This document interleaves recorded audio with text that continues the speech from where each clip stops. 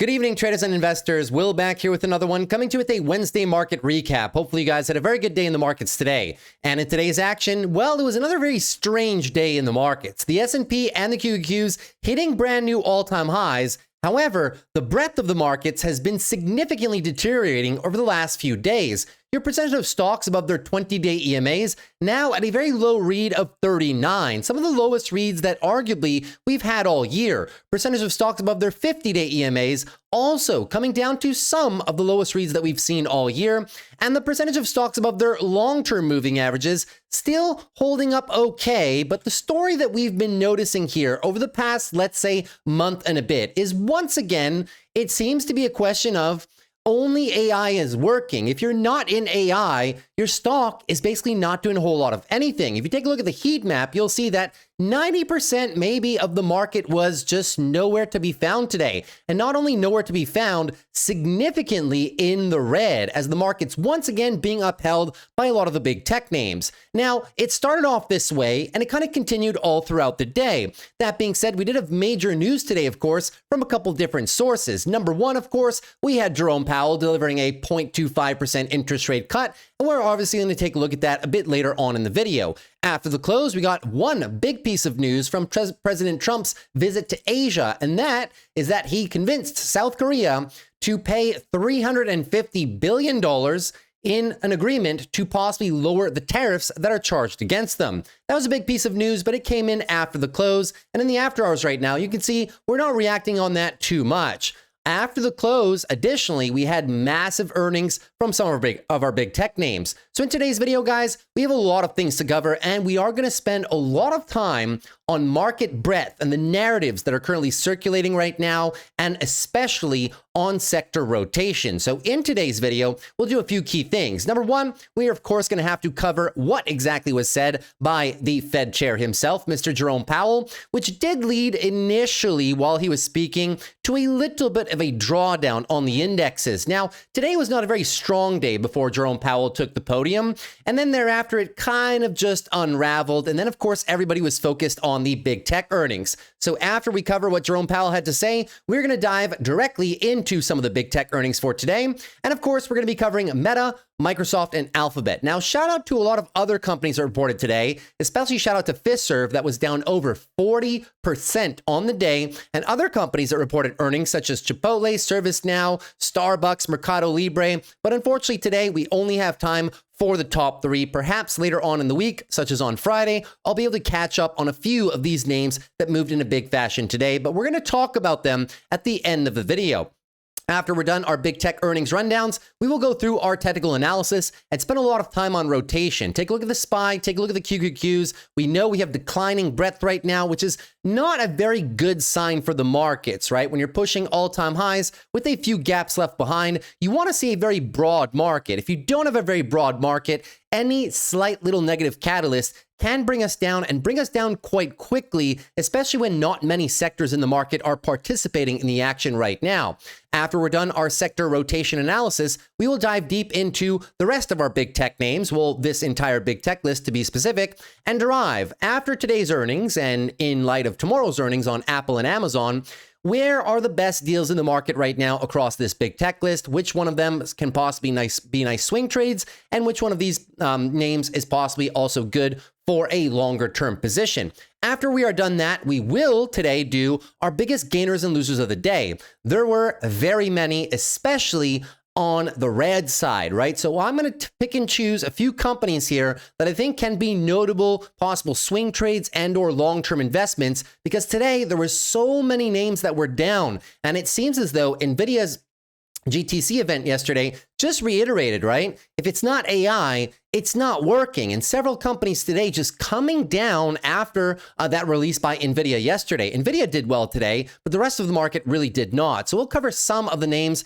to the downside, and of course we'll cover other names that actually had a very nice green day and derive whether or not some of these companies are possibly good for some swing trades or longer term positioning, especially the ones that are in relation to the AI megatrend narrative. And that'll be it for today's video, guys. So we got a lot of things to cover, but we will pay special attention to the rotation and the narrative of the market so far into 2025, because it's been a very volatile year. We started off the year very strong. Most of all the market segments were participating. Then tariffs, everything fell off a cliff. Then everything recovered, but right around here, about a quarter or two ago, we started losing certain segments of the market, and they've just never came back. And then it just became a question of AI versus everything else, right? So there has been a bit of a disconnect here in the market, in the SPY and the QQQs as well. So we're going to talk about it in today's video. So let's jump right into the action, shall we? The SPY up 0.05, the Qs up 0.45. If you only look at that, you might think the day was okay, but the heat map reveals what's the problem today, right? Once again, very low market breadth. New all-time highs on very low market breadth usually doesn't end well. That being said, big tech holding up their own. Of course, we had major moves in the after hours on Microsoft, on Meta, which we'll talk about, and on Google as well. Microsoft coming down, Meta coming down, Google going way up.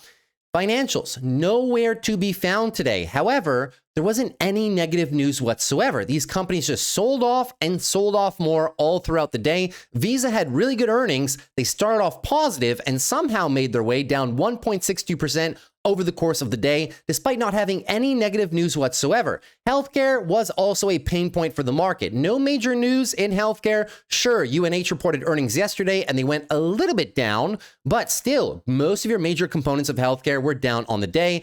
Consumer defensives, guys, no major news here whatsoever. Sure, we had some earnings from, Philip Morris and other companies of that nature, but nothing that should bring down this sector as much as it went down today. XLP consumer defensives having one of their worst days, and we're going to talk about it, guys, having one of their worst days in a very, very long time for apparently no reason whatsoever. It's just that people are discarding a lot of these value names in spite of the fact that a lot of them have very strong balance sheets. The bottom half of the market was very mixed. Of course, today was a big day about interest rates. The companies that did the best either had earnings, such as Caterpillar, which was up 12% on phenomenal earnings. And then the only ones that did well, you guessed it, energy players in relation to the data center build out. If you were not one of those, you went down. And real estate, unfortunately, catching a big red towards the end of the day because of certain things that Jerome Powell said during his speech. Taking a look at the one-day relative performance, you can see the disparity a little bit more, right? Communication services, energy, tech, and industrials higher, but a lot of this had to do with either earnings or just AI continuation from the big tech names. Everything else to the downside led by real estate, which really accelerated at the end of the day. You can see the second worst performer, consumer defensives. On the 1 week relative, it doesn't seem as bad as it has been the last 2 days, but still, tech and communication services running away with the show. Consumer cyclicals, not terrible, but today was a very poor day for them. Everything from apparel to quick service restaurants, everything down in terms of consumer discretionary, and to the downside on the 1 week relative, healthcare, real estate, and consumer defensives. Consumer defensives really not having a good time at all. That being said, in terms of the market environment right now, we are still in a fearful environment, and we haven't really recovered. You might remember about a week ago, we were at extreme fear, very close to recent all-time highs, and it all has to do with the net new 52-week highs and lows on the New York Stock Exchange. It's been weakening over the course of the past month. Only a few names in the S&P continue to print the highs. Everything else is left behind, and you can get a second gauge of that by looking at the McClellan Volume Summation Index, which is another way of measuring stock price breadth. And you can see the breadth just has not really been good over the course of the past quarter, right? It came down into September, flatline, and it's been kind of worsening ever since as the AI story really just steals the show right now. So by large and by far, you can still say that even though the indexes are at all-time highs, you're still in a fearful environment in terms of your breadth, the breadth of the momentum in the markets, right? It's very, very, very thin right now. And that's possibly why a lot of investors, right? If those investors are not heavily invested in the AI names or the big tech names, they're probably feeling it right now because a lot of stocks year to date just really have not been performing too well. And especially over the course of the past 1 to 2 months, that sentiment has kind of been magnified a little bit. So before we get into more technical analysis, guys, let us dive into what Jerome Powell had to say to us today. So of course, you know the drill. We did get the 0.25% interest rate cut. However, the reason the markets reacted negatively is because of the fact that he commented on the December meeting. Now, prior to today, the expectation for the market for a further 0.25% interest rate cut, the probabilities of a further cut in December were about 91%. A week ago, they were 95. They came down to 91. Now, however, we are currently sitting at only 67.8%. And it has to do with Jerome Powell's prepared remarks, but also how he answered the questions thereafter. So here you go. Fed meeting recap. Powell says another rate cut in December is not a foregone conclusion. So kind of tapering back, saying, listen, maybe we're kind of done cutting interest rates for the cycle right now, and we're going to have to go back to a data-driven position, basically waiting for data and then making a decision there. So he did not want to commit to it. He said is not a foregone conclusion 3 times in the meeting, really driving it home. In the committee's discussion at the meeting, there were strongly differing views about how to proceed in December. A further reduction in the policy rate at the December meeting is not a foregone conclusion. Far from it. And the market really didn't like that initially when he gave that mention.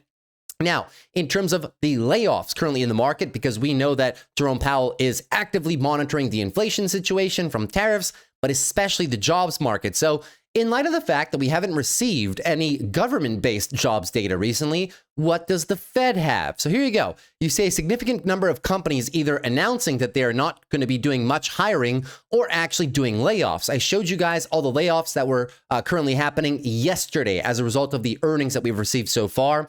And much of the time, they're talking about AI and what it can do. We're watching that very carefully. And Jerome Powell answered a couple questions in terms of this pivot to AI and what it would do for the jobs market. And he kind of took a back seat, basically saying, listen, it's great technology, but we're not too sure in terms of the forward implications for the labor market. We'll just have to kind of see it as it comes, but acknowledging the fact that an AI narrative is displacing a lot of workers around the country. Moving on further, in terms of this one right here, AI data center spending is not sensitive to interest rates. Was asked the question about that. What do you think about all the AI data center spending, and are the rates too restrictive for that infrastructure build out? Here's what he had to say.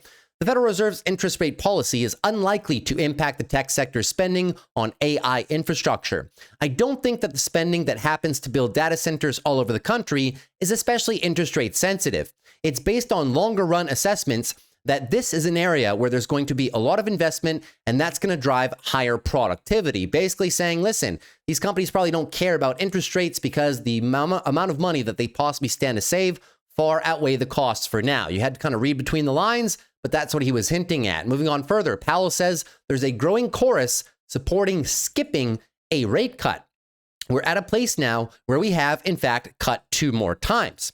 There's a growing chorus of feeling like maybe this is where we should at least wait a cycle, something like that. Reiterating once again that December wasn't necessarily on the table, but if you read between the lines in terms of the pushback here and his answers to other many questions, he was basically saying, listen, the labor market data that we have so far shows that the labor market has been softening, but is still in a no hiring, no firing economy, at least for the most part. Of course, companies with AI efficiency gains have been laying off workers. Other companies with execution problems, such as UPS and other companies of that nature, also have laid off workers, but not because the economy is struggling, because those companies either have efficiency gains or they have execution problems, right? It's not something systemic in the economy. Basically a no hiring, no firing economy. But that being said, the labor market is still somewhat okay. And also saying that economic factors are good too. So as a result, he's basically saying, listen, the economy might not be in such a dire state. As such, we probably don't feel the need to cut, or at least give guidance that we're going to cut in December until we get weakening data, right? So here we go again. Without the tariffs, inflation is not too far from the goal. Inflation away from tariffs is actually not so far from our 2% goal, saying that excluding tariffs, core PCE might be in the 2.3 to 2.4% range. And that's what I keep saying when we look at the truflation data, which is around 2.3, 2.4%.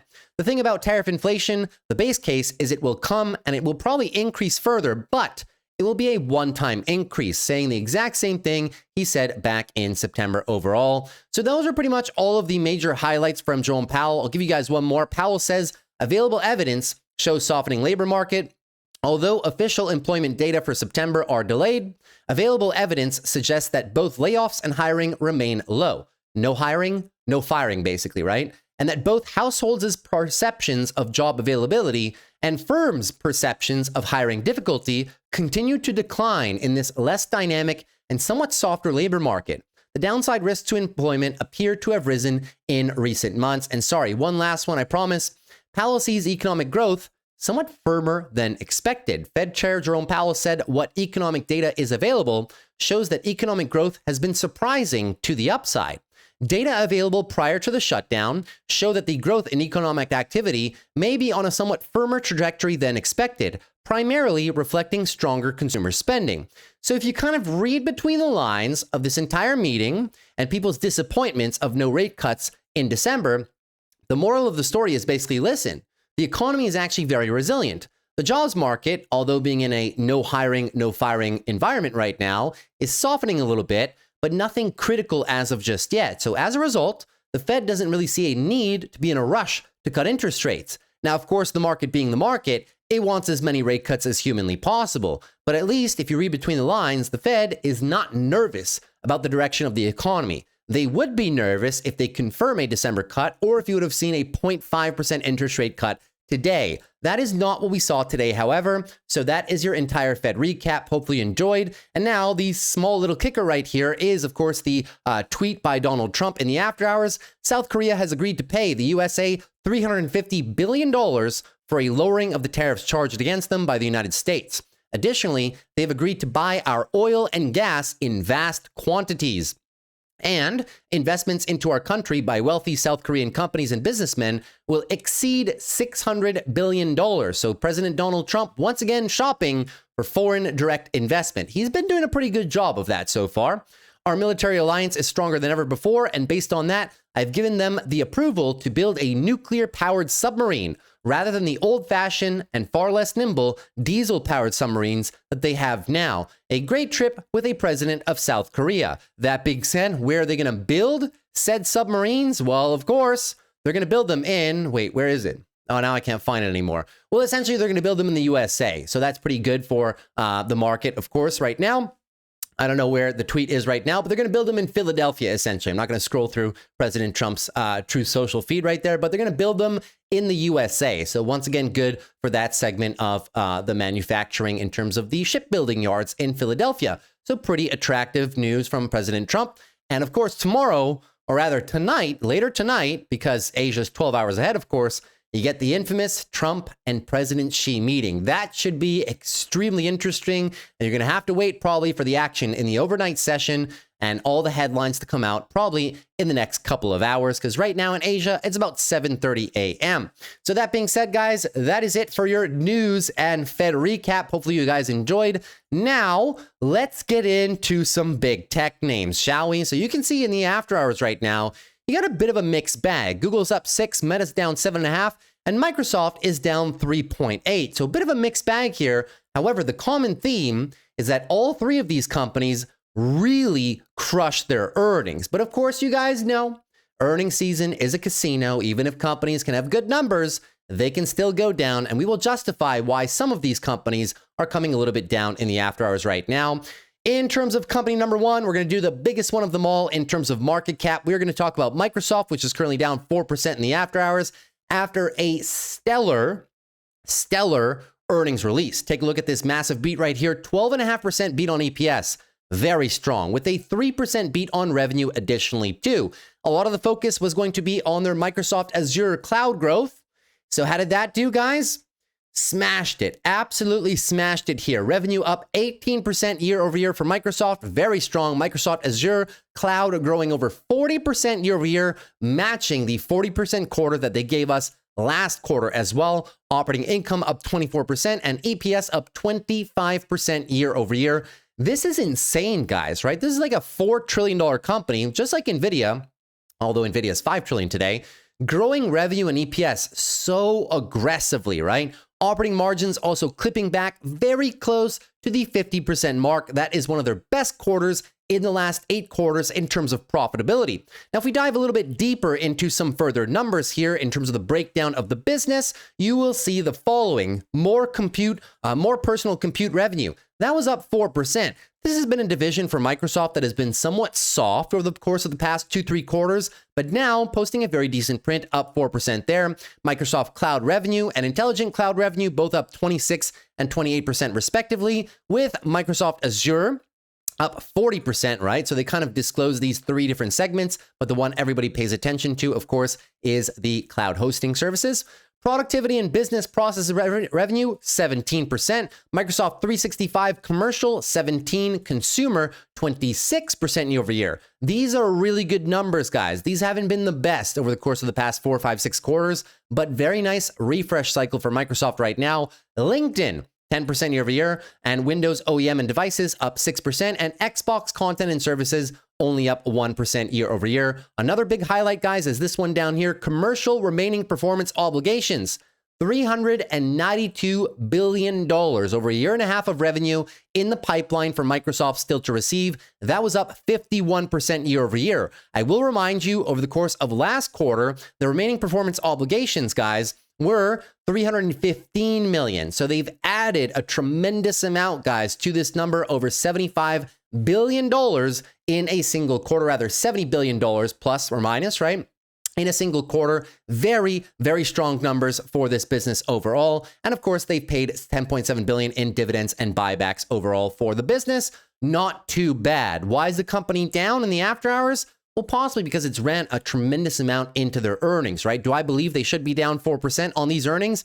Probably not, but Microsoft has had a stellar performance so far this year. So maybe just running a little bit too hot, because there was really nothing to pick apart in today's earnings. If you take a look at a few more key items right here, Microsoft reports the earnings beat. Of course, we won't read too much into the article. Net income rising to $27.7 billion. That was really good. 35.6% net income margins, which is the exact same as the second quarter. Not looking too bad there.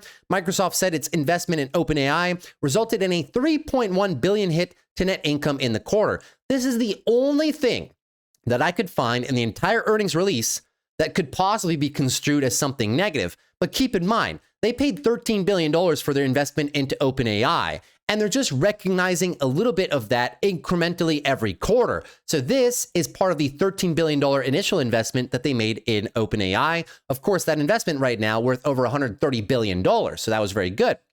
Now, the Microsoft growth in Azure was said to be 38.2. That was the street estimate, coming in at 40. That was a big beat, right? Nothing to say there. And the company said that the revenue in fiscal 2025 from Azure and other cloud services was up 34% in total, from the prior year to more than $75 billion combined. I'll remind you, yesterday, in case you didn't watch yesterday's video, OpenAI announced that it completed the restructuring and formally outlined Microsoft's stake in the company, OpenAI dividing themselves into a non-profit portion and a for-profit portion. So now we get to see what's Microsoft's stake in the for-profit portion. Under the new structure, OpenAI is non-profit. It's funny, the non-profit owns a portion of the profit business. OpenAI owns a 26% stake in the for-profit business. Microsoft holds a 27% stake in the for-profit business. The rest of the 47% of the for-profit business will be owned by current and former employees and investors overall. So to be honest with you guys, it was a very solid quarter for the company. But the only other thing that you could possibly find is the increase in CapEx. So saying that it expected to spend $30 billion in CapEx and assets acquired. However, the CFO did say that in 2026, there's going to be a slowdown from 2025 in CapEx without providing any formal guidance to that effect. So, I mean, other than the OpenAI $3.1 billion charge that they incurred during the quarter, which was always going to be on the table, and the increase in CapEx spend that they're going to do through the end of fiscal 2025, but less in 2026, those are the only things, the only slight little negatives that you can possibly find for Microsoft over the course of the quarter. It was a brilliant quarter for the company. So the next question you should be asking yourself is, after a 4% decline back into support with now updated 2026 numbers, because now we can finally do them now that they're through pretty much the 2025 estimates and have reiterated most of the stuff. We can move on to their valuation for 2026 and beyond through 2028 with revised growth rates, of course, with those remaining performance obligations. Revenue growth higher now, 15.1% on average for the next few years. EPS growth, 17.6% growth on average for the next 4 years as well. These are both upticks, which gives Microsoft a bit of a better valuation now when you're looking at 2026. At $520, you're looking at a forward price to earnings of 33.41, not so bad. And because of the increases in EPS growth metrics, because of their stellar performance in cloud and other lines of business finally coming back and participating in a decent fashion after their Windows upgrade cycle, well, now we're standing at a lower PEG ratio as well than we previously had, 1.9. So I was really looking forward to this quarter to be able to model Microsoft's growth in the future, right? That being said, 1.9 PEG, not all that bad, guys. So Microsoft right here at 520. Now that we have the revised growth estimates, right, for the next few years, we can see the nice EPS growth curve right here through 2028 and 2029. And now as well, the massive revenue expansion curve now that they've concluded their fiscal year, not calendar year, but fiscal year. And we have some growth projections as well for the next few years. Very solid, guys. Not going to lie, at 520, it is not ridiculously expensive with these revised estimates, which is a very good thing. It proves that Microsoft's growth was not just a one-off of the past few quarters. No, they're becoming a more efficient business. Cloud is still growing in an extremely strong fashion. And I will remind you, right, a portion of their future earnings will as well be contributed from OpenAI. OpenAI signing a $250 billion deal as part of their restructuring to use Microsoft Azure to the tune of $250 billion over the next few years. So of course, that does add a little bit of money to Microsoft's pockets as well. So not too bad. Microsoft down here is currently a nibble position. It's not the lowest valuation, but I do still think it's relatively fair. Would I full send this one? No, but we are not looking overall too bad. Monthly timeframes, not too bad as well. We've been consolidating for a full quarter right now, pending these results. And I'm very happy as a Microsoft shareholder to have these results. The company is now, right, $520. And in the future, I'll show you the analyst estimates, right? The average for the next year with these revisions, $630. So we can have a bit more upside on Microsoft. I'll probably be nibbling a few more shares, but not that heavy. I was just waiting. You might remember me this entire time. I've been saying, we got to wait for the quarter, wait for them to wrap up their year and give some forward projections, or let people give the forward projections for Microsoft next year in light of their growth rates and in light of their remaining performance obligations and whether they're supply constrained. Is there more demand than supply? The answer to those questions is still a resounding yes. As a result, Microsoft does indeed get a small nibble buy from me down here. Now, moving on to company number 2, we're going to talk about one that is down even more in the after hours. And we're going to save Google for last because Google was insane.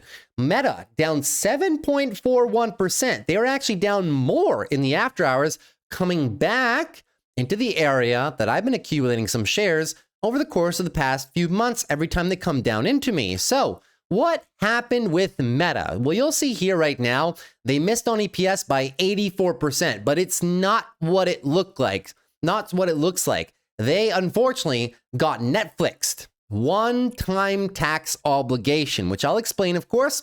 Revenue here up 3.5%. If it were not for this $15.9 billion one-time tax event, they would actually beat EPS by a resounding amount. Let's take a look at some of the easy numbers for you guys real quick. So revenue was up 26% year over year. Really good quarter for Meta. Daily active users continues going higher and higher and higher every quarter, 8% year over year. Operating income was only up 18% because of the tax hit. And EPS, if you were to remove the impact of the tax hit, you can see here that they would have hit $7.25 per share, which is very strong. I'll remind you, the estimate was 6.72. So they would have beat, but unfortunately, pulled a Netflix, man, with the one-time tax charge. Netflix had like $620 million, Meta $15.9 billion. And we're going to explain what happened exactly So here you go, moving deeper into some of the numbers, guys. In terms of the EPS, of course, that was down over the course of the quarter, yeah. In terms of your guidance, right? This is very important, guys. The guidance. How much money are they spending? We know that Mark Zuckerberg in the past had a bit of a spending problem. Does he still have it? Yes, but this time he's not plowing money into the metaverse, not as much at least. Now the money is actually, I don't want to say this, but now it's being put to good use. Whatever. Fiscal CapEx spend, right? Prior was 66 to 72 billion. They raised the bottom end to 70 billion for the end of the year. So spending a bit more money. Apparently people didn't like that, but it does come with some operational efficiencies. Fiscal year 2025 expenses, how much money they're paying on compensation and other expenses, et cetera, et cetera, et cetera. Raising the bottom end as well. Prior guidance, 114 to 118. Now raising it to 116 to 118. So the tax miss and the increase in expenditures and CapEx not rubbing shareholders in the right fashion, unfortunately. Fiscal year 2026 expenses, this too, 2026, guys, expected, in terms of CapEx, expected to grow notably larger year over year due to AI infrastructure expansion. They did not provide a specific number just yet. An expense profile as well to grow significantly faster than 2025. So unfortunately, Meta saying, yeah, our margins might not be as good as they were this year into next year because we're spending a ton of money, not only on highly trained personnel that Zuckerberg's been poaching from everywhere, but also in terms of data center AI infrastructure. Q4 revenue estimate, though, that was pretty good. The estimate was 55.3. They came in above the guidance. 56 to 59 is the current guidance. Very good. Family of apps revenue. This is just a fancy way of saying advertising revenue. 50.77 versus 49. They beat on advertising revenue, right? Reality Labs operating loss. They came in at a better loss, 4.43 versus the 5.16 expected. This is because they had better sales in AI glasses, the Meta Ray-Bans and the new Meta Ray-Bans, which are currently sold out and on back order. We're going to touch upon that in just a few moments as well. And all the other operational metrics, guys, we will get into a bit later. But the notable ones, which will show, the ones you got to pay attention to for Meta is this one right here, ad impressions. 14% year over year, and price per ad up 10% year over year. That was much better than we saw last quarter. Last quarter for ad impressions, you had about 12%, and price per ad was an increase of about 8 to 9% year over year. So better. This was better, but unfortunately the tax hit and the increase in the guidance for your CapEx spend and your expenses overall, that's what kind of took Meta a little bit to the downside, but still not a very bad quarter for them. Let's move into the article real quick.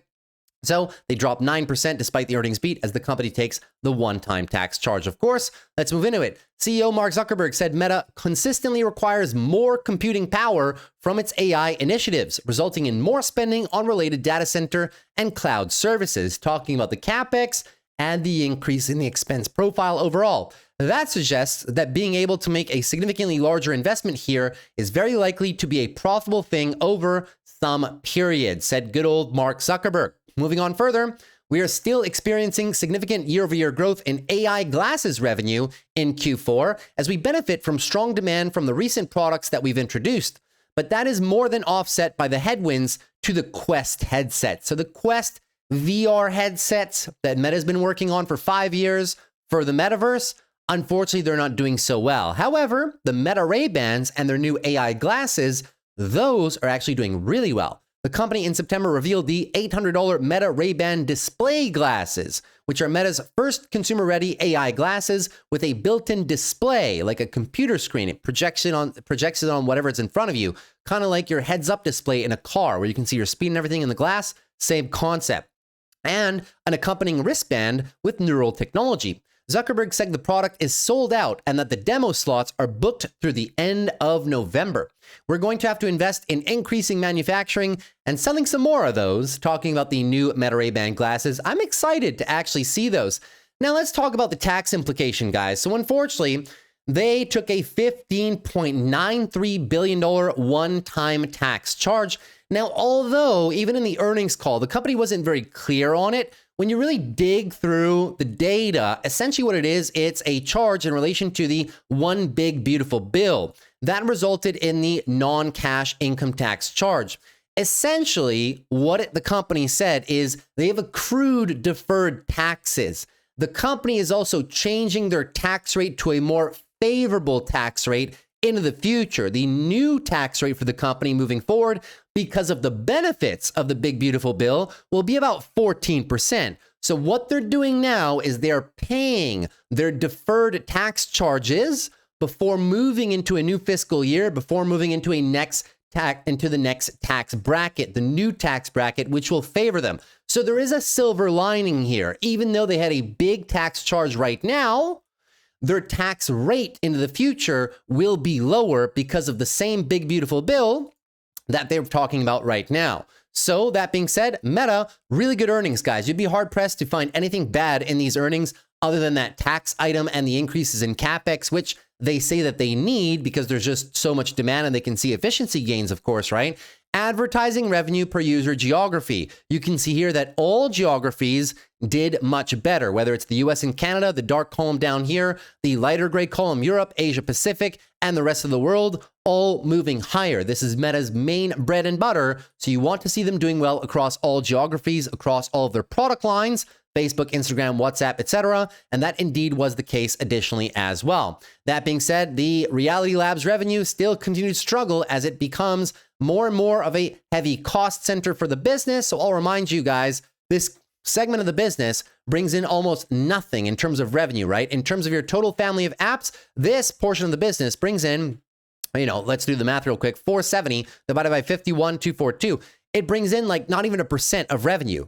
However, it costs them like 20% of their overall income from operations. So not a very good investment, especially the Reality Labs segment, but the Meta Ray-Ban glasses and the AI glasses should be good. It's the whole VR and metaverse segment that they keep bleeding money into, unfortunately. But maybe that's allowed them to develop the advancements in the Meta Ray-Ban glasses and the AI glasses they have right now, even though their VR headset isn't doing too well. Now, expenses as a percentage of revenue. You can see a few upswings right here in G&A, marketing and sales, especially research and development. As they said, they're pouring more money into AI and development of AI, and the cost of revenue remains roughly the same. That's in terms of their advertising business. Now, the effective tax rate, you can see this right here, 87% for this quarter, but moving forward, it'll move to a more naturalized 14% all across the board, so it should be better for them. Net income got absolutely destroyed here, of course, because of the one-time tax line event. However, without that impact, 36.3 net income margins, which is really good. It's a bit lower than the last few quarters as they spend more money on expenses, but still a very solid showing from Meta. They generate a ton of money to the bottom line and a ridiculous amount of free cash flow as well. And that is in spite of spending so much money on data centers, $10.62 billion in free cash flow throughout the quarter. Moving on a little bit further here, guys, you can see the CapEx expense profile, which will be going higher into 2026. But here's your year to date so far. They did raise the top end of the bottom line, as I'll remind you. When we looked at their numbers, right, Meta raising it to 70 to 72 final. So this number will move up to 70, 72 by the year end. Family daily active people, as we saw, 3.54. That's 8% year over year. Very decent. And here's a big metric for them. Family average revenue per person, 1446. You can see these numbers are moving in the right direction. Meta able to monetize their audience a little bit better over and over and over. And here you go, your ad impressions delivered year over year in terms of percentage change. Look at this, man. This is huge. 14% year worldwide with a big push in Asia recently, right? The rest of the world, US and Canada, Europe, standard, but Asia Pacific really did a good job of contributing to this worldwide number. Very strong. And in terms of the average price per ad, most of everything is the same, right? Now, Asia Pacific, they've been doing a big push, but it's costing them in terms of price per ads, right? They're trying to dominate the landscape and more and more and more. But the rest of the world, right, and worldwide overall numbers, very decent overall. So nothing to report there from Meta. Overall, though, guys, it was a very decent showing by the business. And as a result, when you get impacted by one-time line items, things that have nothing to do with the longevity of the business, and the business sells off into a nice support level with a decent valuation, in my opinion, it is a buying opportunity just like Netflix has been after their own decline when they had something similar happen. 2026 numbers, very solid in my opinion, guys. At $6.95, where the stock is right now in the after hours, you're trading at a forward 2026 price to earnings multiple of 23. That is very cheap for Meta, guys. Very cheap. A PEG ratio with a 13% EPS growth rate Keep in mind, this EPS growth rate is effectively a little bit soft because they said that their expense profile would be going higher and higher in 2026. As a result, they won't be able to drive as much bottom line earnings growth next year. Meta is a company that traditionally should grow a little bit faster than that. You can see it does pick back up into 2027 and 2028. But because of this soft bottom line EPS revenue growth, that's why their average EPS growth rate for the next few years is not that high. Revenue, though, very strong. You're looking at a 15.5% per year revenue growth rate on average through 2028. So 1.77 PEG, this is good. Really good valuations for Meta right now. Forward price to sales of 7.5 and a free cash flow yield of 2.25%. But then again, it is somewhat low because of all the money that they've been spending on data centers over the course of the past year. That being said, Meta under 700. Is it a buy in this beautiful monthly pullback to the 12 EMA at good valuations on a ever expanding business with very high profit margins, very nice revenue increases as well? I still do think so, and I will be picking up a few more shares myself. That's everything I had for you guys for Meta. Hopefully you enjoyed that. And now, last but not least, the only one of them that's actually green right now, Google. Google up another 7%. I know. It seems as just yesterday, guys, people were talking about the death of Google. It's over. LLMs are going to crush this business. Search business is in decline. I don't know anybody who uses Google Chrome anymore. All right. That's what I was saying back there too. I was saying, well, just let them talk. We'll let the numbers talk in terms of how we position in these companies, right? Google having a monster rally since those lows, of course, helped by the resolution of the Department of Justice case. Now, Google almost $300 per share. It seems as though just yesterday, guys, we were having this same discussion whether or not Google was a good investment between like 150 and 180 for the longest time when sentiment on this company was destroyed. Now they've shown us that the numbers mean a lot and that the business is very healthy. EPS, yeah, they beat that by 26%. Absolutely ridiculous beat on Google. This is one of the best quarters that they've had all year. And they've had some banger quarters this year. Revenue up 2.4%. But look at these comps. When I show you guys the numbers and what they produced this quarter, it's really, really solid. Let's move into some of the easy stuff. Total revenue up 16% year over year. That's an increase. Last time was about 13%. Now 16% year over year in terms of quarter over quarter comps. Moving into cloud revenue, 34%. Very solid. Search revenue, 15% year over year. It definitely doesn't sound like a dying business, does it? Operating income up 9% year over year. And the operating margins having a little bit of a hit because Google too, spending a whole bunch of money, but they need it. Sundar Pichai was very clear on this. They need it. This is another example of a company that is just constrained. They have too much demand. And as a result, well, they got to build some stuff, right? Moving on further to some of the deeper numbers. I want you to notice all the beats here in terms of analyst estimates. Service revenues, we already talked about it, 14% year over year, beat estimates. Advertising revenues, beat the estimates, 13%. Search and other revenues, we gave the number already, but just to show you guys, they beat the estimates, 15% year over year. YouTube ads revenue, 15% year over year, beating the estimates. The only one that came down, Google network revenue. But then again, that's not a very big revenue driver for the company, but that was down 2.6% year over year. Google subscriptions, platforms, and devices, 12.87, beating the estimate as well, up 21% year over year. Cloud revenue, beating the estimate, 34% year over year. And the other bets segment, a very small segment of Google's business, of course, unfortunately not bringing in that much revenue, only 344 versus 429, that down 2. But the biggest components of the business, strong. And when you look at the comps, guys, right, look at search revenue, better than last quarter. Last quarter was 12, now 15. Ads revenue, 10.5, now 13. Cloud revenue, 31, now 34. Very strong. Look at these net margins, 34.1% net margins versus 29.2. However, they did recognize some gains on some investments. So this number is a little bit fake, but without that, it will be around 30%. I did the math for you guys, so still better than Q2 overall, but it is worth a notable mention. That being said, if we take a look at some other numbers that are slightly important to our analysis right here, CapEx, that too, slightly higher than the consensus, 23.95 versus 22.38. That was additionally up as well. The headcount up 4.9% year over year. They did have a European Commission fine for about $3.5 billion, and that did impact their operating margins. So that was the one charge that kind of impacted their operating margins a little bit. If it didn't, they would be 33.9%, as you can see right here. And then they also gave your fiscal year 2025 CapEx guidance, 91 to 93, which is up from 85. So common theme here across Meta, Microsoft, and Google, all spending a little bit more than previously anticipated on CapEx this quarter, but also into next quarter to end the overall year too. Moving on to Google, Alphabet tops $100 billion quarterly revenue for the first time with that big cloud growth number. Let's move into it. Here's what the company had to say.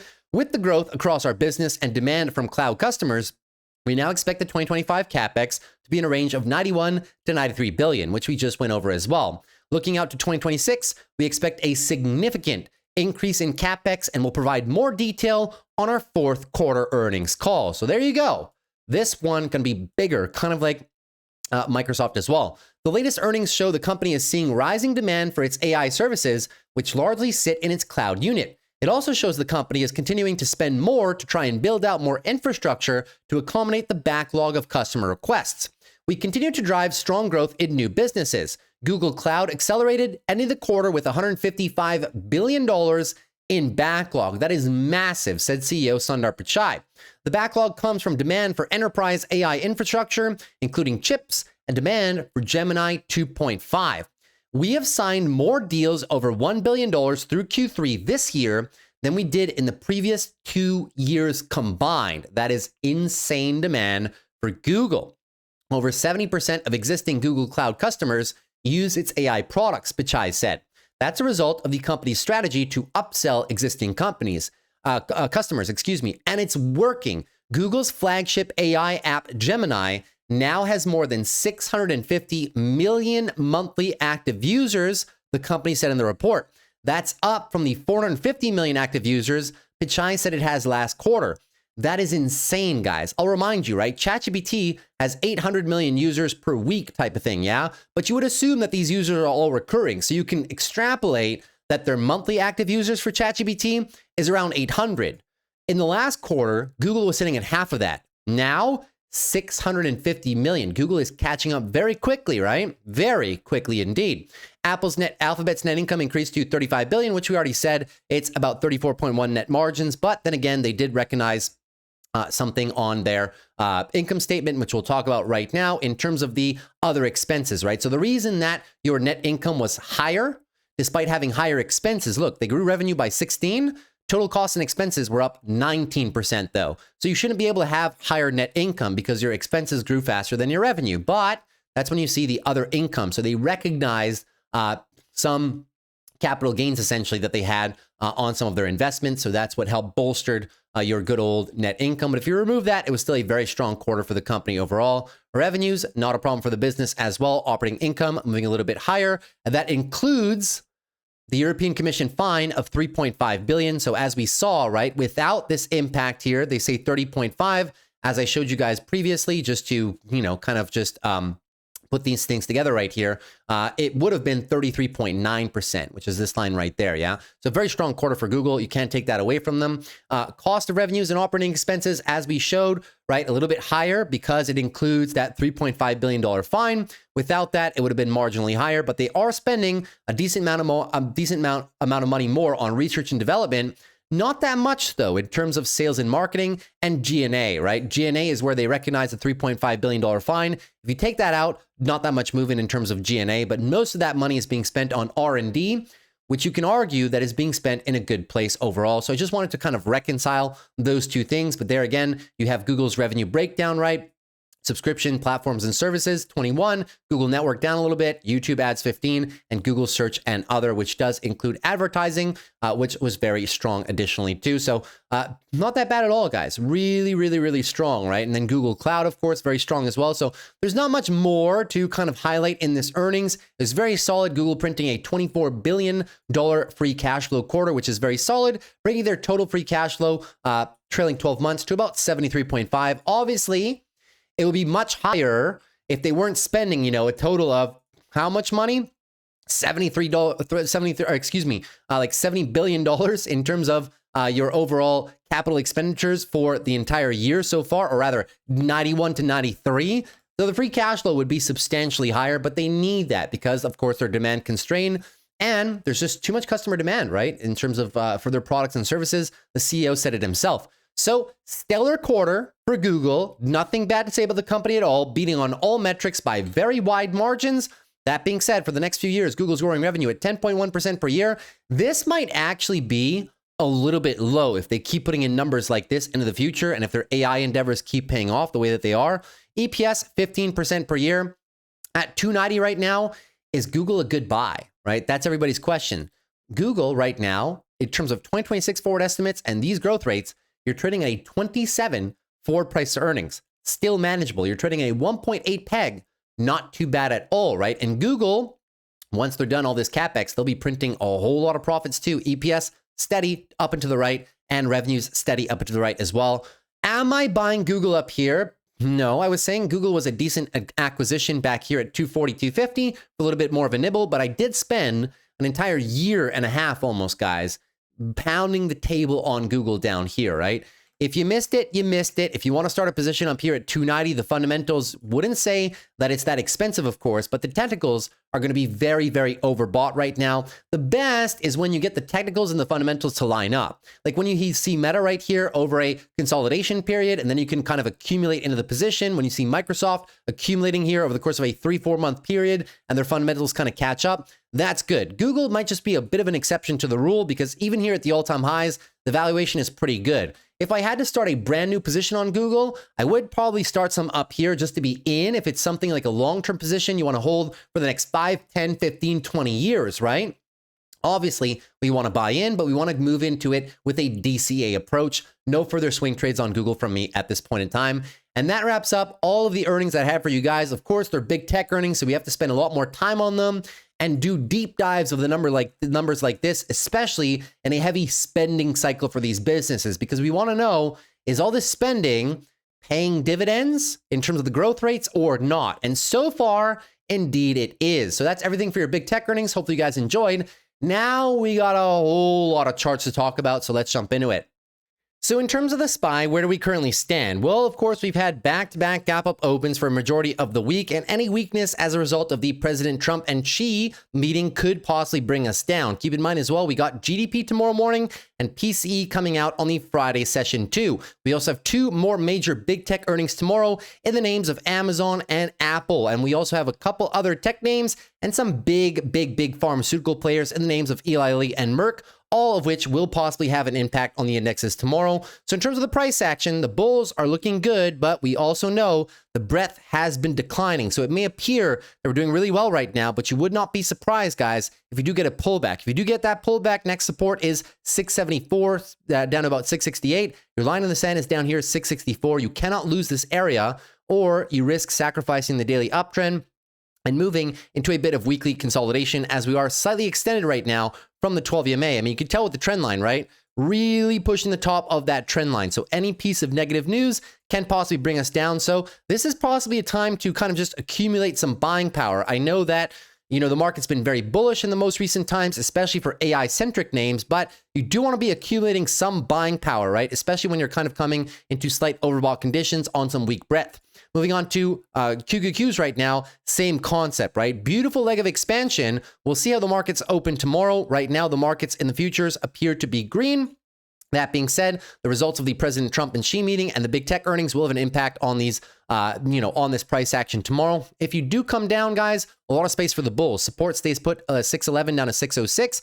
And the line in the sand is all the way down here, guys. A full from here to there, 5.61%. So you got a lot of space for the bulls to work with in the context of this daily uptrend. They are still in full control, and now we're kind of blasting beyond the previously established trend line overall. So just keep that in mind. You are extended from the 12 EMA. This entire year, we haven't really gotten this extended from the 12, right? If you take a look at some of the percentages, about 4 from the 12 here. This moment in time, you're about 5, 6 from the 12. Now, you're like almost 7% from the 12, right? So that's usually when the markets have pumped the brakes a little bit. Just keep that in mind, as breadth is not very good. Speaking about other sectors of the market, financials. So financials coming down in a big way today for no news whatsoever, right? I mean, you can blame Powell, but, Powell wasn't really to blame because that's how the markets kind of started off, and it just eroded over the course of the afternoon. Now, financials currently in oversold conditions on the 1 hour, and the 4 hour is almost getting oversold too. Good thing we have a massive area of support down here, 52 down to 50, which is a weekly huge level, resistance, support, but also a big monthly level, right? This is the area that we've been highlighting for some possible entry positions into our favorite financials names. Now, I'll cover a few of these right now, but I was supposed to do these at the end of the video, but I guess I'll just get right into it, right? Visa and MasterCard. Visa had great earnings, still stuck. Visa's been doing nothing despite reporting great earnings yesterday, still in the confines of support. Very good pickup in my opinion. MasterCard, same concept, has been doing nothing for a better part of the last 6, 7, 8 months. There's been some downs, there's been some ups. We're at the same price we were back in February. It's just grinding this monthly 12 EMA. In my opinion, another good pickup situation. Now the banks, not doing too poorly. You got JP Morgan here, nice engulfing move. We'll see if they can actually convert into the daily uptrend. Goldman Sachs has put a little bit more distance, right? Daily downtrend into nice engulfing move. We'll see if they can actually convert. But that's not where the problem lies. You want to know where the problem lies in a lot of this sector? Insurance, right? Berkshire coming down again. Berkshire, in my opinion, interesting look down here in a support 472 down to 445. That's where they stopped the bleeding in the August period of time, and that would also be support from last August as well. So Berkshire, if we come down here to the 26, is it a good historical opportunity to be buying between the 12 and 26 EMAs on the monthly? Well, I don't know. Go back in terms of history and you tell me over the course of the past 10 years, has it been a good buying proposition? Usually, yes, but insurance, man, has been getting crushed. Look at Brown Corporation, right? Never usually backtests the monthly 50 EMA. Insurance right now is going through a big repricing cycle. They were able to increase prices a substantial amount from 2022 through 2024 because of inflation, and now that pricing power is going away. You see that in the health insurance providers as well, but home insurance, life insurance, and auto insurance is under the gun as well at the current time. Allstate also doing nothing for a better part of the last year. If you want to take a look at a few more, PGR, one of the most solid companies, additionally cracking through its 26 monthly EMA, which hasn't really happened that much, guys, over the course of the past decade. So you can clearly see that the insurance sector is weighing heavily on financials right now. But not only them, you have some names that apparently AI is going to destroy their business. Names like FactSet, right? When has FactSet come down and came all the way down here? Look how oversold FactSet is, guys. It's at a 19 weekly RSI, all the way down here into COVID pricing levels, which is absolutely nuts just because they had a little bit of a slip up on earnings. And somehow people believe that AI is going to kill the entire data analytics business that they've built over the course of the past, let's call it, for all intents and purposes, guys, right? The last, 25 plus years that they've been public, plus the time that they weren't. This is all sentiment. I do this chart a couple times. The last time we did it was on UNH. Okay, sentiment around the AI trade, right? Sentiment. You can talk about the technicals. You can talk about the fundamentals of a business. Sentiment oftentimes is the most powerful one of them all. From those FactSet earnings, you had tons of companies in that same segment coming down, right? Look at SPGI, down again, back to 2021 highs. Moody's Corporation, we literally just covered their earnings the other day, and they unwound almost everything, down 4% today for no reason. The only thing that happened yesterday and today was NVIDIA's GTC conference pumping the heck out of AI over and over and over again. Even companies like Intuit had some nice expansion earlier this year. They've given it all back over the course of the past couple of months. And even other companies, you can look at FICO, whatnot, FICO, Equifax as well. They're just kind of battling it out, but still, these are heavy companies, you know what I mean? So a lot of the financial segments, guys, are just not performing. There's some really nice opportunities across of them all, but the sentiment, sometimes for insurance, it's a different reason, right? For PGR and Berkshire, it's the repricing of the insurance sector overall after they had massive pricing power, and now they don't have any more pricing power. So a bit of a repricing cycle, no pun intended. Other companies like the financial data analytics companies, they've just been coming down because of AI. The credit card companies, no reason whatsoever. They've been posting good earnings, but the narrative and the sentiment is weak consumer discretionary spending. Even if you don't see it in their earnings, that's the narrative, right? The sentiment. American Express has blown away everybody's expectations. I guess they get a pass because they cater to the more higher income demographic of the market overall. And as I've told you guys before, it is currently a bifurcated K-shaped economy. The upper end of the income demographic is doing really well. They're spending like there's no tomorrow. The bottom half of the income demographic appears to be struggling a little bit. I mean, they're still spending, but they're just not spending that much on discretionary items.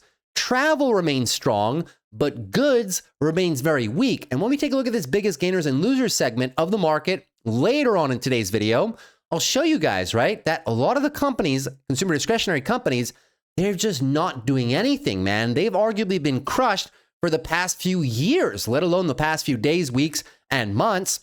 That being said, let's move on a little bit further. Healthcare reacting from resistance right now, 148 down about 145. Also, we'll see what happens with Eli Lilly and Merck tomorrow morning, but weekly uptrend is okay, but a clear rejection from resistance, which is why, by the way, I sold one of my call options when we moved into this segment overall. I thought that it would be quite challenging for the bulls to kind of push through there. Line in the sand is down here, 141. If you lose this, either in one shot, or they give you the daily downtrend, sadly, that's it. You're going to look for this to be protected for the weekly higher lows. If you unwind that too, already, we might just be going into a bit of monthly consolidation. The monthly bounce has been very good so far, 78% retracement size. If you have to do the good old 1-2 step, well, maybe that's what we just have to do. So you would be able to reevaluate some healthcare longs coming down into those lower levels. But healthcare, it's a mixed bag, right? Some pharmaceutical companies are doing well. They're upholding their price. Other ones that are not in the S&P have just gotten destroyed. Other ones in the S&P have gotten destroyed this year as well, right? Merck over the course of the past year, just nowhere to be found. And of course, I mean, there's the whole health insurance segment, which isn't doing anything at all because, right, the guidance just isn't that good, especially now through mid-2026. It's going to be a struggle for a lot of these companies. So healthcare remains a mixed bag. Moving on to semiconductors right now, the only segment that is carrying the entire market, apparently, them and big tech as of the most recent week of price action, right? Beautiful daily breakout. That being said, a lot of space, anything above 333, looking for a daily higher low for further trend continuation. But it reiterates what I've been saying, right? If it's not infrastructure and if it's not AI, it's not working. Look at software. Again, software, right? Just cannot catch a bid. ADP, one of your major data providers, you get to hear from them almost every week with some of the macro data that they release in the markets right now. Look how far these guys have come down. They're below last August's pricing. They had earnings today, and this culminates like a quarter, almost quarter and a half worth of a sell-off. From the top, this very solid company is down 20%. Weekly oversold conditions, going to the weekly 200 EMA, which very rarely gets tested ever by this company, right? So it just goes to show, right? You have a solid balance sheet, you have solid numbers.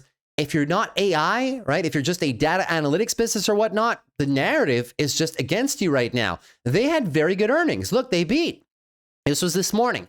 2% beat, 1% beat on revenue. The only reason that they were down a little bit is because they're buying a company. But they've been buying companies for the last 10, 15, 20 years. That's how they've accumulated their competitive advantages. Does not matter. Indiscriminate selling on a lot of these businesses overall.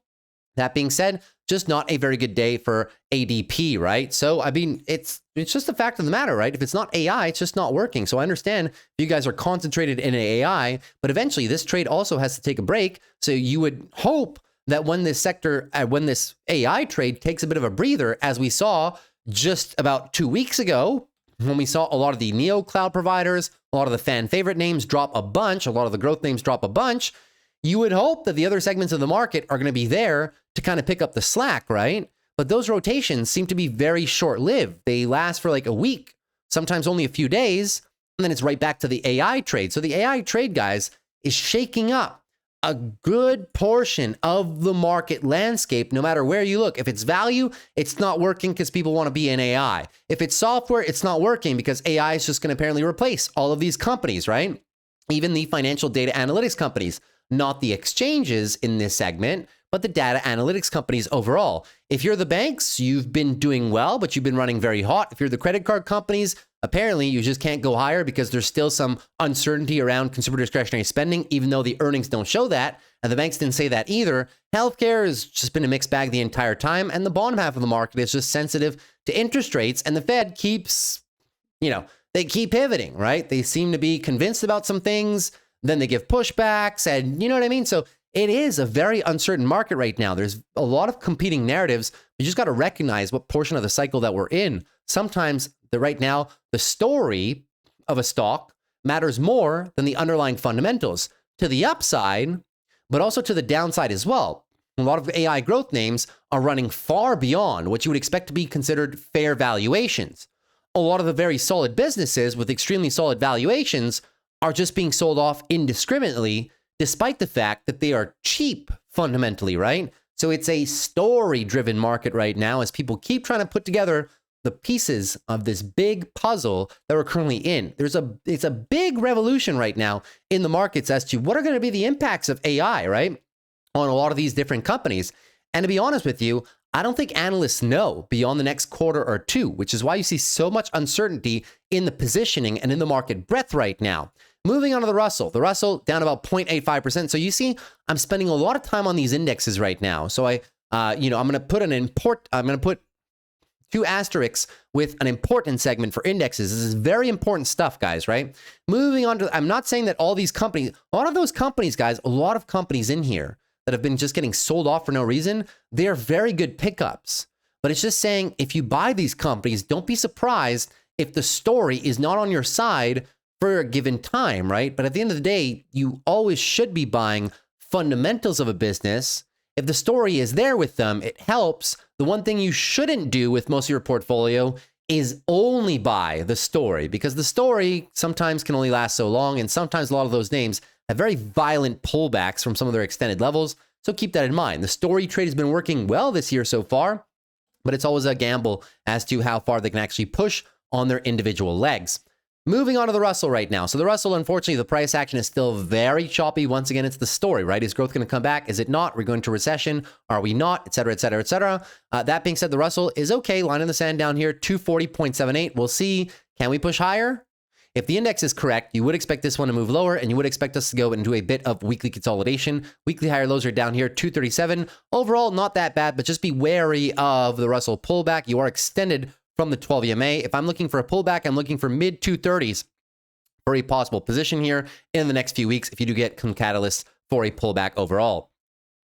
Now, moving into, well, I guess we can talk about the other minor sectors because they've been dying, right? XLP, consumer staples, just nobody wants to be in these. Look at the sell-offs on Pepsi, right? Pepsi, big sell-off today. Why? Your guess is as good as mine. Coca-Cola, giving back the entire earnings push, down 2.58%. Why? Your guess is as good as mine. Procter & Gamble, this one has just been a disaster since February pretty much, right? They had some nice expansion, giving it all back. The tobacco companies, which hold a decent weight, they've been pulling back since their highs in early June. Nobody wants these companies anymore. A little bit overbought? Sure, possibly, right? But this one too, MO down additionally as well. You can go through the, a lot of these companies in this list right here and see a common theme. They're just being sold off indiscriminately. Even Costco's having a tough time pushing. Costco's back down to last November prices, even though we covered their earnings not too long ago, and we saw that they had some of the best same-store sales traffic, ticket numbers as well. Memberships, very strong too. Doesn't matter, man. I guess they're not doing enough AI. But that being said, Costco is not the cheapest company on the block. We would expect them to hold up a little bit better, right? Walmart has been performing well. Walmart's kind of like the only one that's relatively still close to its all-time highs. Everything else in that segment has been pulling back. That being said, on a day like today where it's so weak, you're approaching daily oversold conditions, you're 4-hour deep oversold, a RSI 20, 1-hour RSI in the low 20s as well, and you're in the confines of a big support area. This is the tops of 2021 and 2022. We are back down there again for the third time this year, once in January, once during the tariffs, and once now. I do believe this is a decent pickup right now if this is your type of trade in around the 200 weekly EMA. Can we come below it? Sure. The only time we've come below it, though, big sell-offs. October 2023, notorious sell-off. COVID, the two tariff events in 2020 and 2018. And the last time was the great financial crisis. So staples, not too bad, right? Not too bad for a bit of a diversification play, a bit of a recapture play as well. I can see some swing trade opportunities right there. Utilities has been doing very good, but because of only a few key players, right? The electricity companies and a lot of the infrastructure players, just in terms of the grid, right? Because the power requirements will be insane. Utilities, decent on some pullback. Some of the utilities names that I like, we've been covering a lot on the channel recently. Vistra, they have earnings next week. I like them down there. They have a good valuation. Next Era Energy, I'm a fan of building some positions in this range for the next few years. Duke Energy, very strong company as well. And Emerson, those are some of my favorite plays right now in the entire utilities landscape, because in my opinion, they will get a decent amount of change, a decent chunk of change from all the data center buildups. Trust me, I've looked through a lot of these different companies. Those would be my 4 favorite bets. And real estate, unfortunately, today, not that great of a day, guys. Why? Well, of course, because Powell just kind of, threw some cloudiness surrounding the rate cuts in December. So you would expect the yields to rise, which they did throughout the day. This is the after hours move, but you can see during the day, the 10 was up 2.5, the 20 was up 2.5 as well. So obviously when that happens, real estate plays are just going to get crushed, right? The home builders today got absolutely crushed. Home builder sector down 2.79. But not only them, look at the mortgage companies. Rocket Mortgage crushed today. LDI crushed today. Fannie Mae, take a look at this one. People bring it up all the time for me.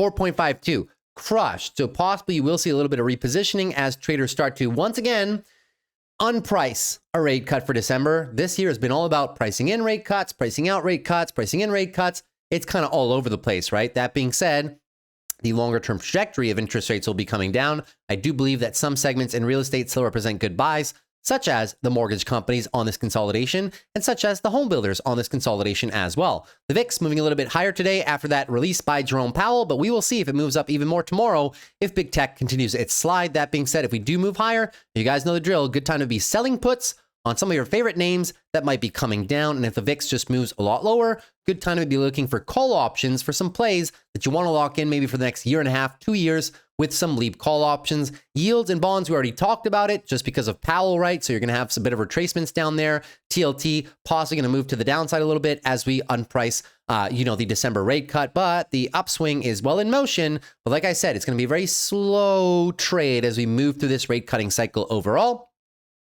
Moving into gold right now, gold up about 0.69%. Not the worst. This is in the after hours right now. Gold on the session was down 0.57, recovering a little bit. It's just a daily downtrend, guys, right? Tough to know when the bulls are going to put a stop to this, but weekly consolidation is underway. If I had to guess, possibly the 12 EMA, which would stand down there at 3,800. No positions for me, but if you sell down a little bit more, under 38, you might find me trying to start some positions on gold, but it's going to need some favorable price action. You're going to have to slow down this momentum and establish some form of a consolidation range if I am to participate in the recapture of that trade. I'm still bullish on gold, right? But you might just need a bit of a monthly consolidation phase on this asset that ran a huge amount over the course of the past 2 months. This monthly candle closes in 2 days. Doesn't look very good, does it? Moving into Bitcoin right now. So crypto over the course of the session was down 2.55, down with the rest of the majority of the market. Crypto's just been doing a whole lot of nothing, guys, right? It's just range bound. Range bound trading is always very confusing because you can establish some short-term daily uptrends, but there's big resistance and big support areas to kind of contend with. That being said, once again, unwinding the bulls with a bit of space, anything above 106.8. Just looking for a higher low, maybe for an extra attempt at the resistance range, but it's a big one, right? It's been that way for like the past 4 months. The monthly time frame on Bitcoin and ETH makes the most sense in my opinion. Consolidation, consolidation, and now more consolidation. If we move a bit lower, the possible target that we could achieve would be $100,000 or maybe a fraction under if we come down and do the full back test of the 12 EMA that we did the last 2 times that we went into big monthly consolidation. So the short-term bulls are not looking the worst. I'm still a fan of accumulating some Bitcoin down here, as I've been saying, between the $107,000 to $100,000 range. Onto Ethereum right now too. So Ethereum also just kind of unwinding the price action. It is still a daily option attempt. They're trying to establish the higher lows. Anything above 37.16 would do it for possible trend expansion, but it's all predicated on the good movement of the SPY and the QQQs and more market breadth, right? Now, weekly downtrend is cleanly established, which means you're still in the confines of monthly consolidation. I've been very clear. Yes, it's a decent time to buy ETH, but save some money if they go for the full 50% retracement of this move. down to your monthly EMAs, down into our second big area of support on Ethereum. It's not looking too bad, but you need to separate your buys into two. That being said, that's everything for your overall market rundown, in which I did include a whole bunch of various different companies, right? I'll try to cover these big tech names as fast as possible so that we can do a bit of biggest gainers and losers at the end of the video. So like I said, guys, I'll go through these a little bit fast because I want to get to the end portion of the video, unless if not, this video is going to be like 2 hours long. Apple earnings tomorrow, very tough to comment. Its expected move is between 4 and 5%. 5% to the upside, of course, you're going right into the 280 section. 5% down, you're coming right back down here in the confines of support. Daily bulls are in control right now, but we know the short-term price action and earnings doesn't matter at all. Focus on the weekly time frames. Your higher low is here, 244. Any move down would be an attempt to establish a new higher low and continue the uptrend. However, this uptrend will be predicated on good revenue numbers by the company. Their iPhone 17s have been doing very well, so we'll be curious to see what that has, what that impact will be on this quarter and the quarter moving forward into Q4 as well in terms of their guidance. That is all you should be paying attention to. The iPhone revenue and iPhone projections in terms of forward sales and Apple services. We'll cover their earnings tomorrow. Moving on to AMD right now. AMD, very solid move, 2.45%. Front and center in the AI narrative, which is why they're going up today on a day where everything else is down. That being said, they have earnings next Tuesday. The stock's going to move about 7-8%. So keep that in mind, right? Daily uptrend is very nice right now. However, we are kind of extended, right? Daily extended right now on the RSI a little bit. Daily higher lows are down here, 224. Any move lower, looking for a higher low, anything above, or rather coming down into this prior resistance. These resistance highs into the 12 EMA could be a nice area to find some confluence for some possible further swing trades with the stop loss below your low. The weekly uptrend is looking very hot right now, and I've been very clear on AMD. AMD is still a buy if you have a thesis that extends beyond the next 2, 3, 4 years for expansion of the fundamentals of the business and their ability to really capitalize on this AI trend, which they've been doing so far, and I expect to see more of the same, but it is still a little bit extended right now, even on the weekly timeframes too. On to Amazon right now. Amazon has earnings tomorrow. Difficult to comment on the price action. The expected move is going to be between 6 and 7%. Earnings are a casino. You saw it today with Google, Meta, and Microsoft, right? You never know. Even if they can report good numbers, they can have a one-time tax event. They can have great numbers like Microsoft and still go down. So keep that in mind. A big portion of Amazon's earnings focus tomorrow will be on this AWS number, right? Even though they have so many other businesses, such as advertising, such as the grocery delivery business, such as the infamous e-commerce business, such as other side projects like Project Kuiper, their pharmaceutical business, etc.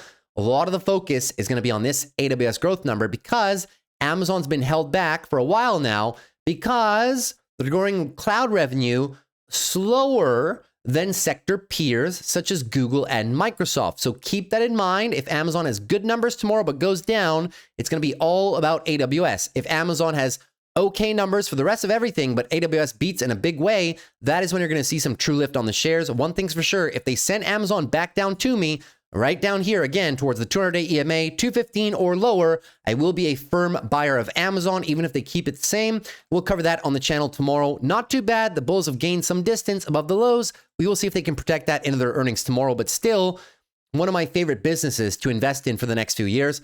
On to Google right now. We already covered them. They should be up here at about 290. We did say that Google's valuation did make sense to nibble a little bit in relation to their forward growth, but pay attention, right? In terms of tomorrow, you're going to be once again in big weekly overbought conditions. You're going to be in big daily overbought conditions too. So maybe not the best time to start some swing trades. You will need to see a bit of a pullback. You're going to need a big earnings gap right there. So we'll see what we get. Google has a ton of momentum right now. So I'm a fan of holding all the shares that I have, right? But further swing trades, further call options, maybe not the best time. Moving on to Meta right now.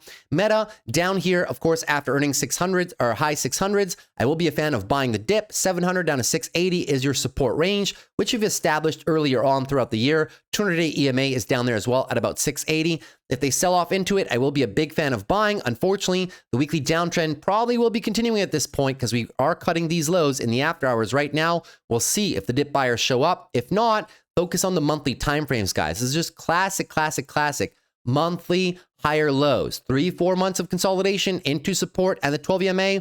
I am a buyer, especially at these forward multiples. Moving on to Microsoft.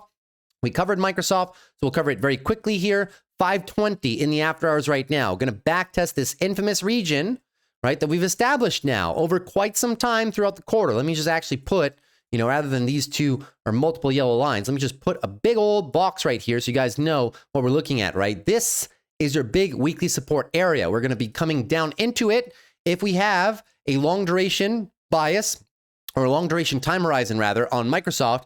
This is not a bad time to be picking up a few shares, some nibbles, because the valuation isn't super cheap, unlike other companies in this list, but it's also not tremendously expensive either. So I am a fan of nibbling for some shares.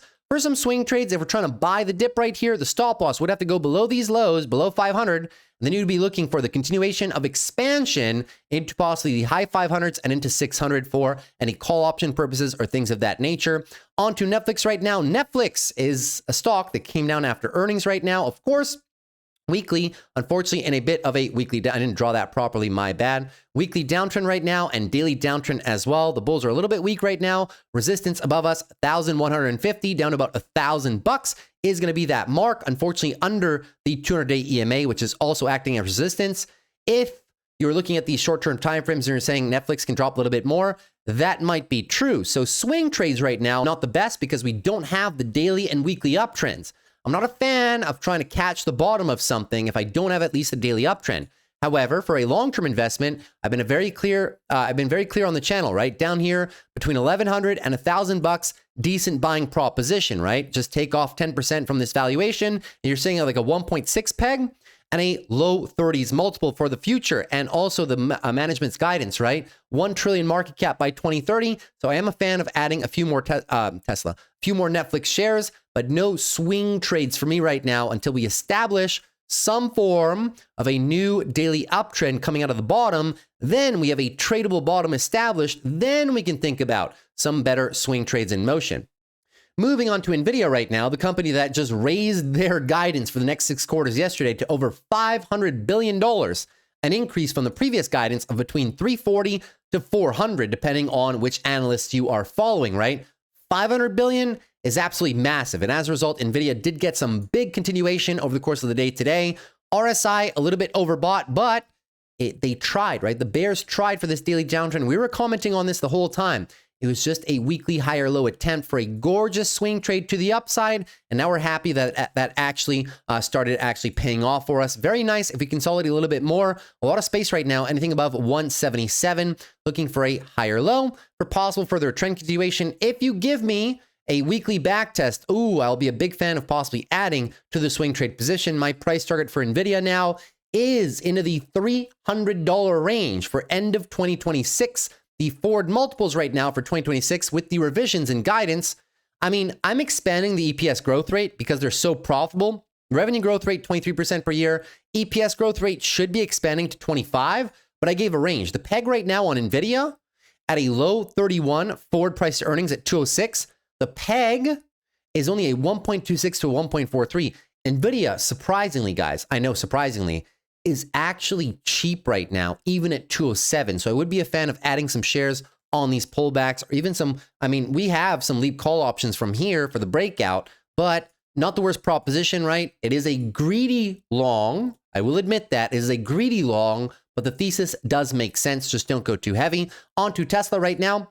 Tesla not performing too poorly today. A lot of space above the higher lows, anything above 415, looking for a daily higher low for trend continuation potentially, right? The weekly is not looking too bad as well. Maybe looking for the weekly uptrend breakout. Of course, next target would be the infamous $500 of resistance. So we'll keep an eye on that one, of course. If you are in Tesla stock right now, you might think that the valuation is very overblown, which it is if you're focused on the short-term aspects of the car business, which are somewhat negative right now. But if you're focused on the long-term positives, FSD, Optimus, all this other good stuff right here, right? Well, then the valuation can, keyword can, make some sense, right? Am I adding any Tesla up here? No. But am I selling some of the shares that I've held this entire time? No. I'm just holding what I have right now. No further swing trades for me on Tesla. But if I did have to swing trade, well, the clear stop loss level is all the way down there. I know it's deep, but you're going for big expansion as well, right? Keep that in mind. On to Palantir. Palantir was up 5% today. I guess people really like that partnership between NVIDIA and Palantir. That being said, Palantir's earnings next Monday, so keep that in mind. Daily uptrend, Palantir almost $200 per share. This was a very nice weekly bull flag, which we commented on, right? Weekly bull flag, no breaks of the lows. And now finally, weekly uptrend continuation. They came right perfectly into the 12, which they've been defending this entire time. Palantir at this point is a story stock because you're definitely not buying it for the fundamentals, at least not for the PE, not for the price to sales. You're probably buying it for the market cap expansion, which can come over time. How quickly is obviously everybody's guess, right? But it's a good story stock right now because definitely the technicals are overbought. Look at this monthly right now, very extended from the 12 EMA. If for so much reason, which would be surprising, but if they drop after earnings, of course, just remember your higher lows are down here, 172. On to SOFI right now. SOFI, unfortunately, down on the day. They clipped into the 3250 mark and then pulled back for the rest of the day. You should be paying attention to this small little area right here, which is the backtest zone. Keep that in mind, right? Looking for daily uptrend continuation, breakout, retest, and possibly run on SOFI. If we come down a little bit more, I'll be a fan of selling some put options down here. That being said, the weekly is looking great for some extension, right? Beautiful weekly uptrend this entire time. Now, maybe just looking for a bit of a higher low. Come down a bit lower. We covered them on earnings just the other day. Not too bad of a time to be adding, into the high 20s location, but that only makes sense, guys, if you're going for the, expansion of the business over multiple years into a 40, 50, possibly plus billion-dollar company by 2030. 70, $80 billion company type of thing, right? You don't want to give a too bullish thesis on it, but it does make sense. On to our two last ones here. Uber. Uber has earnings next Tuesday, so a bit difficult to derive the price action. Daily uptrend is nice. Partnership with NVIDIA yesterday and Stellantis for up to 100,000 robotaxi vehicles for the Uber network, which could be very interesting. The price action doesn't look bad. It's been consolidating in this same range for a while. There's been some ups, there's been some downs, but clear support 93.50 down to about 90. Tough to determine into earnings, but if last quarter's guidance is of any indication, they should be doing good on both mobile deliveries and monthly active users with some pretty healthy net margins as well. Into the low 90s, 89, you're looking at a forward multiple of 30, a PEG ratio of 1.17. So we'll see what happens if they do drop after earnings. You'll probably will be seeing me buy a couple more shares. And now lastly, TSM, good old TSM, actually coming up towards the highs because NVIDIA's renewed guidance. Of course, that means much more business for good old Taiwan Semiconductor. I will remind you, NVIDIA is a chip designer. So is AMD. They don't manufacture any of their chips. No, that would be thanks to this company right here. So with NVIDIA's forward guidance boost, you would expect TSM to have even more business over the next 5-6 quarters. We covered their stock after their earnings. They dropped, not because the fundamentals were bad, just cooling off the technicals a little bit right now. They're going for the daily uptrend break at 295. 300 is TSM still a good buy. If you have a long time horizon, yes, it makes sense under a 30 multiple and a 1.7 PEG, and TSM is one of the strongest companies on the planet with huge net income margins overall. Very strong company, but I do agree the technicals are slightly extended here on the weekly and even on the monthly timeframes. That being said, if we're buying up here, you have to have a plan, a DCA. If ever they unwind the AI momentum trade for ever which reason, it will come back because the fundamentals do support it, but this stuff moves in waves. It always moves in waves, so just pay attention when the next wave of downswings comes. That is everything for your overall market rundown. This video is going to run over an hour and a half, so forgive me, guys. But, when there's so much juiciness in the market, so many press releases, Jerome Powell, the NVIDIA stuff yesterday, all the rotation in the markets, you got to spend a little bit more time on the analysis, of course, right? So hopefully you guys enjoy this. We're going to spend about, let's call it like 7-8 minutes. I don't want to run over an hour and 35 minutes, so let's get into it. Biggest gainers and losers of the day.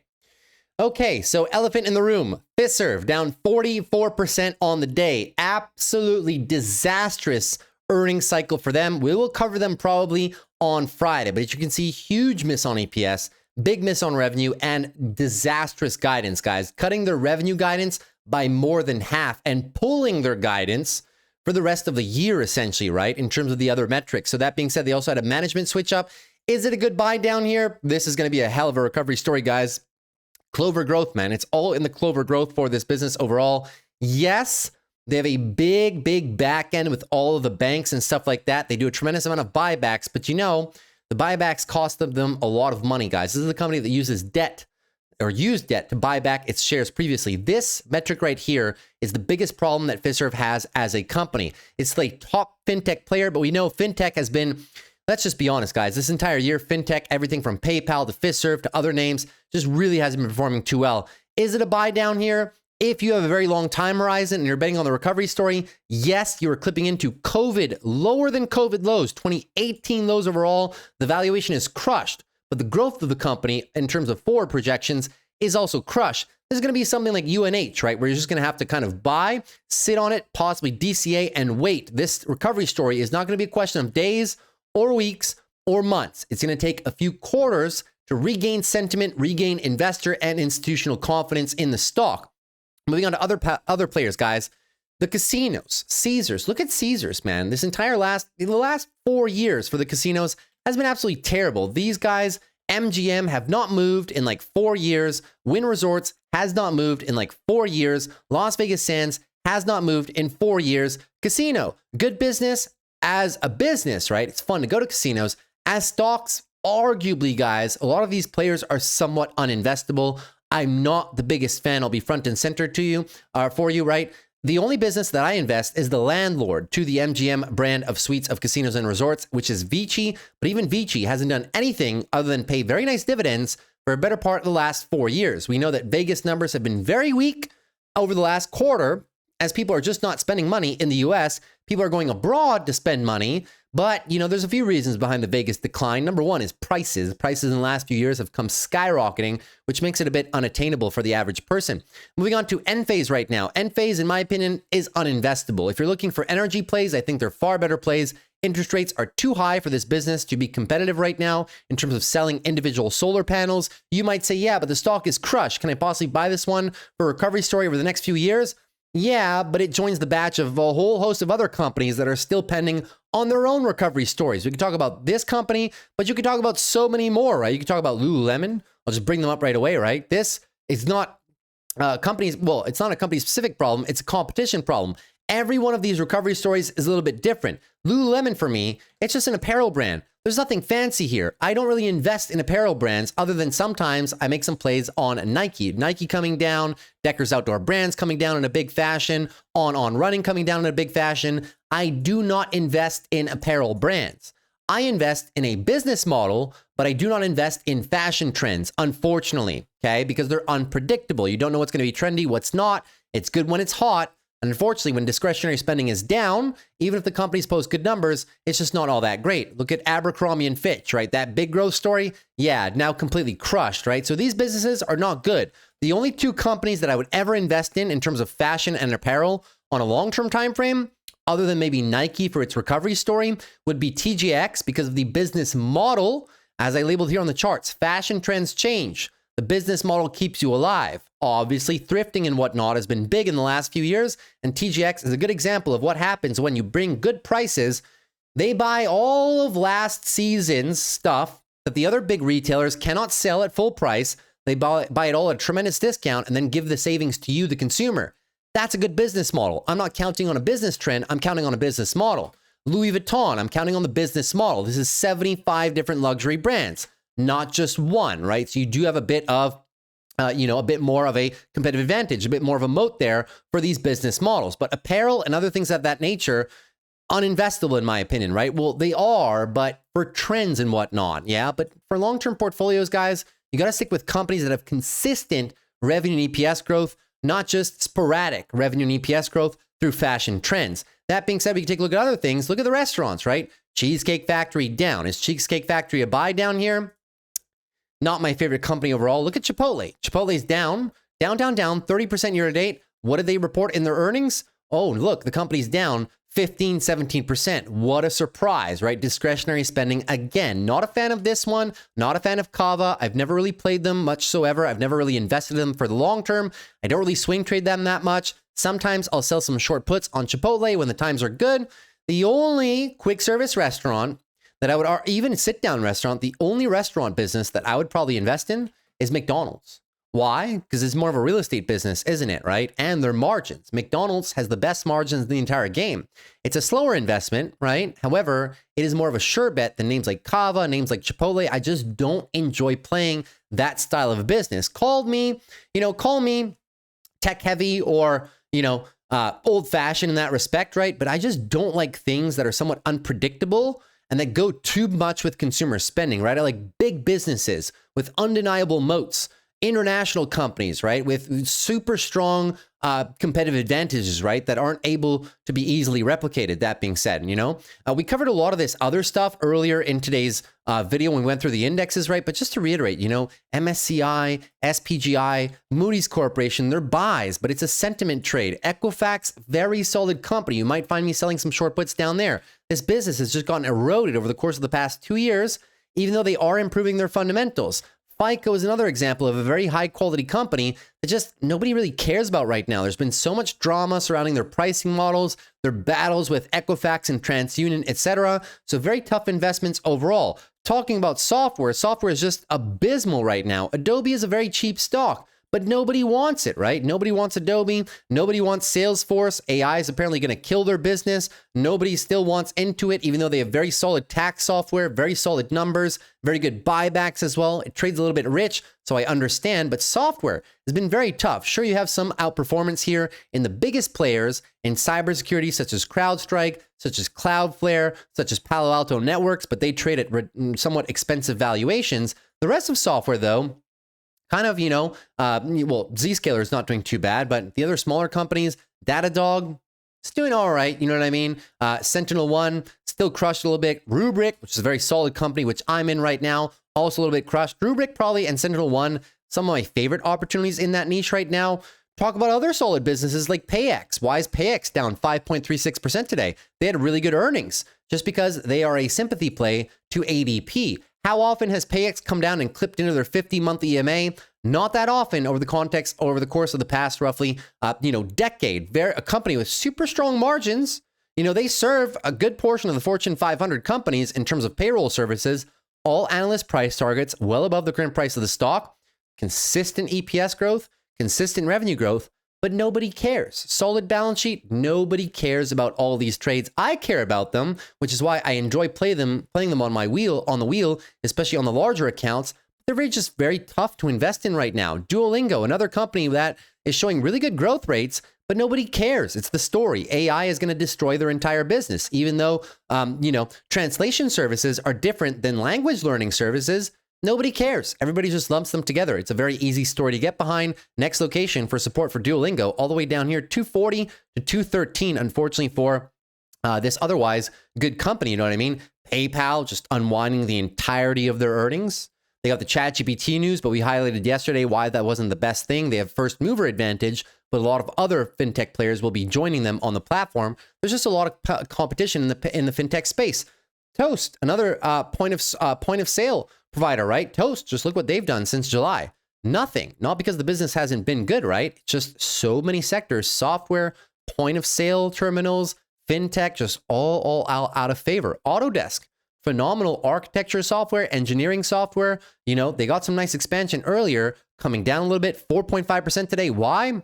Just because, you know what I mean? Just because, again, some of the buy now, pay later services, they're down with the rest of financials. Affirm for me is a decent pickup down here into the mid 60s overall. And I mean, we've covered most of all these companies right now in this analysis, even other semiconductor plays that are not data center specific, like TXN. TXN, solid company, but, analog devices as part of this is once again, consumer discretionary, right? Personal electronics, Internet of Things, and industrial commercial applications. Those three things, I mean, businesses haven't been spending much on them recently, but also personal electronics has been a very soft spot in the market the last few years.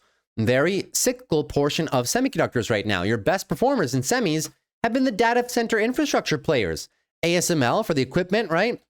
LRCX, AMAT, Micron, NVIDIA, AMD, and the list kind of goes on, right? If it's not AI specific, and if your revenue is not coming from AI, it's just not working. And that's let alone for all the other companies on this list, which are kind of in the same position right now for various different reasons, right? So a lot of the common themes here is there's very solid companies right now that have been sold off, just because of sentiment and the story, but they all have some very strong business models. Our jobs as traders and investors are to identify sometimes some of those mispriced securities that are trading at discounts because of the ongoing narrative right now.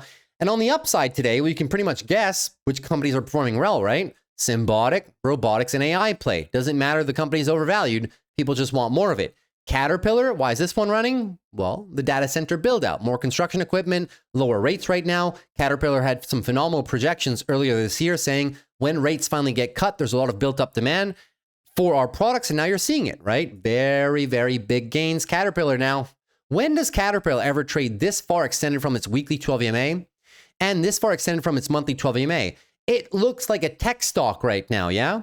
In my opinion, very difficult to chase Caterpillar up here, but still, the story is sometimes more powerful than the fundamentals and the technicals. Same can be said about companies like Oklo, Palantir, of course. Vistra, this one I actually like, trading at a fair valuation in terms of an energy play. VRT, blowing off the top right now at $200.